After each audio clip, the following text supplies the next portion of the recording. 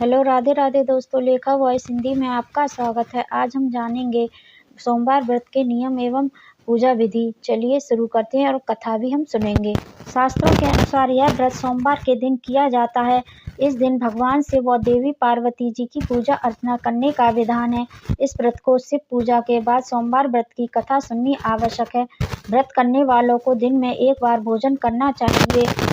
इस व्रत को श्रद्धापूर्वक करने से मानसिक कलौशों से छुटकारा मिलता है एवं सभी मनोकामनाएं पूर्ण होती हैं। यदि श्रावण के महीने में सोमवार का व्रत धारण किया जाए तो यह अधिक फलदायी सिद्ध होता है। वैसे यह व्रत चैत्र, श्रावण और कार्तिक मास में किया जाता है। इस व्रत में सोमवार के दिन उपवास रखकर भगवान शंकर, माँ पार्वती की पूजा अर्चना करनी चाहिए तथा दिन में एक बार भोजन करना चाहिए। सोमवार का व्रत रखने से स्त्रियों को पति पुत्र का सुख मिलता है। सोमवार व्रत पूजन विधि। भगवान शंकर की पूजा का श्रेष्ठ समय प्रातःकाल माना जाता है, अतः सोमवार के दिन प्रातःकाल ब्रह्म मुहूर्त में उठकर नियम कर्म से निवृत्त हो स्नान कर पूजन हेतु ध्यान कर भस्म धारण कर कुशा पर बैठें। पूर्व अथवा उत्तर दिशा की ओर मुख रखें। चौकी पर नया सफेद कपड़ा बिछाएं। उस पर तांबे पर खुदा सोमवार यंत्र, भगवान शिव की प्रतिमा तथा शिवलिंग की स्थापना करें। बेलपत्र, पुष्प, अक्षत, जल एवं दक्षिणा इत्यादि समर्पित करें और शिव पूजन विधान के पश्चात व्रत कथा पढ़नी चाहिए। व्रत कथा पूर्ण करने से उपरांत भगवान शिव को भोग लगाकर तुलसी के पौधों को अर्घ दें एवं दिन में एक समय ही भोजन करें। सोमवार व्रत कथा विस्तार पूर्वक। एक साहूकार बहुत अमीर था। उसके पास धन की कोई कमी नहीं थी। साहूकार के पास सभी सुख और ऐश्वर्य के साधन थे, किंतु उसको एक ही दुख था कि उसके कोई औलाद नहीं थी। दिन रात वह इसी चिंता में लगा रहता और वह पुत्र पाने के लिए हर सोमवार को भगवान चंद्रदेव व शिव जी की पूजा करता और व्रत रखता था। साहूकार की भोलेनाथ के प्रति ऐसी भक्ति देखकर एक बार माँ पार्वती जी ने शिव जी से कहा, हे नाथ, ये साहूकार आपका अनन्य भक्त है और सदैव ही आपका व्रत और पूजा भक्ति भाव से किया करता है। आप कृपा करके इसकी मनोकामना को पूर्ण कर दें। पार्वती जी के ऐसे वचन सुनकर भोलेनाथ ने माँ गौरी से कहा, हे पार्वती, यह संसार एक कर्म क्षेत्र है, जहाँ जो भी जैसा कार्य करता है उसे वैसा ही फल मिलता है, अर्थात जैसा कार्य मनुष्य करता है वैसा ही परिणाम भोगना पड़ता है।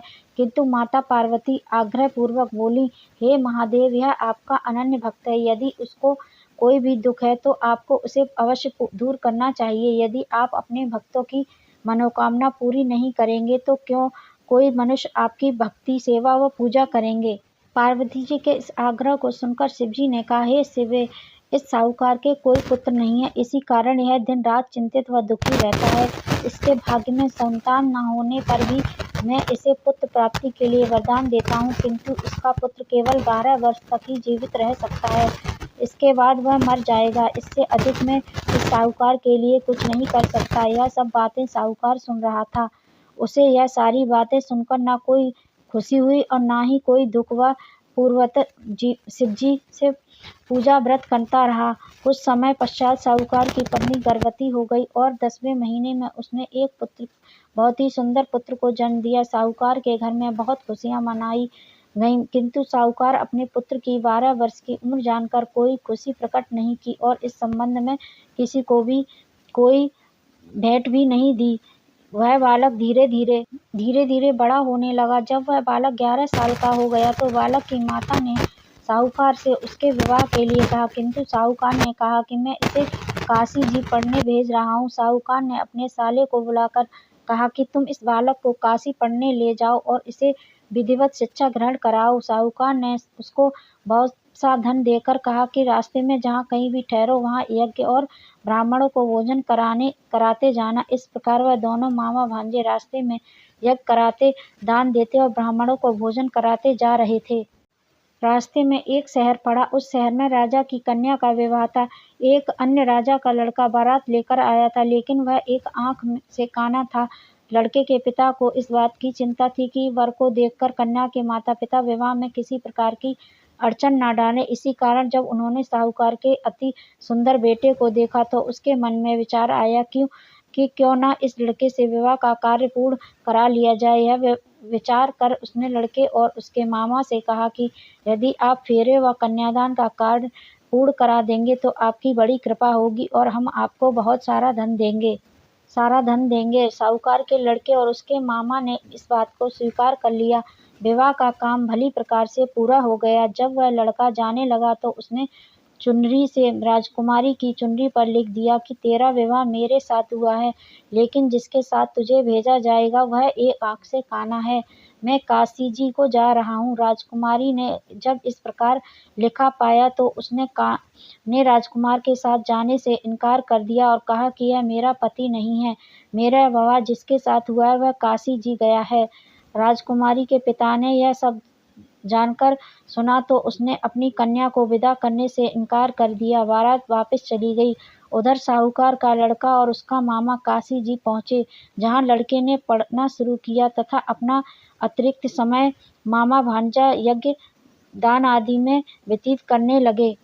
इस प्रकार कई महीने बीत गए। जब लड़का 12 साल का हुआ तो उस दिन लड़के के मामा ने यज्ञ का आयोजन कर रखा था। अचानक ही लड़के की तबीयत खराब हो गई। लड़के के मामा ने कहा कि अंदर जाकर सो जाओ। लड़का अंदर जाकर सो गया। थोड़ी देर पश्चात लड़का मर गया। जब लड़के के मामा ने इसे मरा हुआ देखा तो वह बहुत दुखी हुआ। उसने सोचा कि मैं पहले यज्ञ पूरा कर लूं तब कुछ सोचूंगा।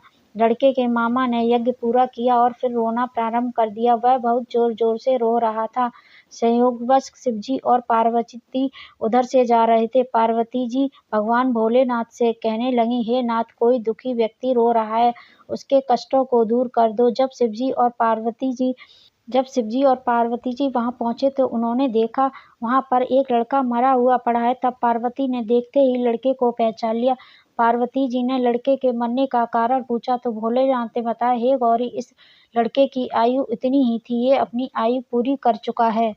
पार्वती जी ने विनम्रता पूर्वक कहा, महाराज, कृपा करके आप इस लड़के को जीवित कर दीजिए, नहीं तो इसके माता पिता इसके वियोग में तड़प तड़प कर अपनी जान दे देंगे। माता पार्वती की बात सुनकर शिवजी ने लड़के को पुनः जीवित कर दिया। शिवजी की कृपा से लड़का जीवित हो गया। शिव शंकर व पार्वती शिव धाम चले गए। शिक्षा पूरी होने पर लड़का और उसका मामा पहले की तरह यज्ञ करते ब्राह्मणों को भोजन तथा दक्षिणा देते हुए अपने घर की ओर चल दिए। रास्ते में दोनों उसी शहर में आए जहाँ पर उस लड़के की शादी हुई थी। वहां पहुंचकर दोनों ने यज्ञ करना शुरू कर दिया। जब वे दोनों यज्ञ कर रहे थे तो उस लड़के के ससुर यानी वहां के राजा ने जो उधर से घोड़े पर बैठकर अपने सेवकों के साथ जा रहा था, उसने लड़के को पहचान लिया। राजा ने महल में ले जाकर दोनों की खूब सेवा की। कुछ समय राजा के इस महल में रहने के बाद लड़के ने राजा से जाने की आज्ञा ली। राजा ने अपनी लड़की को लड़के के साथ विदा किया और साथ में बहुत सारा धन एवं दास दासियों को भेज दिया।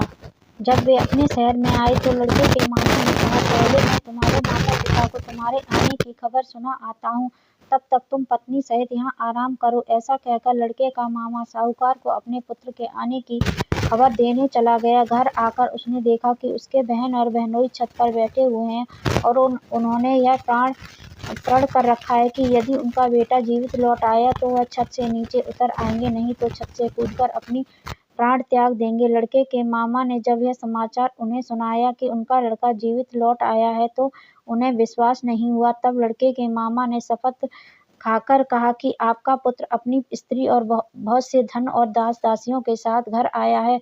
तब साहूकार और उसकी पत्नी छत से नीचे उतर आए तथा प्रसन्नता के साथ अपने बेटे और बहू का स्वागत किया। सभी प्रसन्नता के साथ रहने लगे। इस प्रकार भक्तिभाव से जो भी प्राणी सोमवार के व्रत का पालन करता है, उसे प्रेम पूर्वक इस कथा को सुनता या पढ़ता है तो उसके सभी कष्ट दूर होते हैं, सारी मनोकामनाएं पूर्ण होती हैं और इस लोक में सभी सुख सुविधाओं को भोगकर अंत में उसे शिवलोक की प्राप्ति होती है। इस प्रकार सोमवार के व्रत को 16 सोमवार तक करें, फिर उद्यापन करें। इस उप के प्रभाव से मानवों को सभी प्रकार के सुखों की प्राप्ति होती है। सोमवार व्रत का महत्व। इस व्रत के बारे में कहा गया है कि ग्रहणादि में जप, ध्यान, हवन, उपासना, दान आदि सत्कार्य करने से जो फल मिलता है वही फल सोमवार के व्रत से मिलता है। श्रावण में केदारनाथ का ब्रह्म कमल से पूजन, दर्शन, अर्चन तथा केदार क्षेत्र में निवास का विशेष महत्व है। इससे भगवान शंकर की प्रसन्नता और शिव की कृपा प्राप्त होती है। यही लाभ सोमवार के व्रत से भी मिलता है। सोमवार व्रत कितने करने चाहिए? सोमवार व्रत कम से कम 16 करने चाहिए। सोमवार व्रत के क्या लाभ हैं? सोमवार व्रत से स्त्रियों को पति और संतान का सुख मिलता है।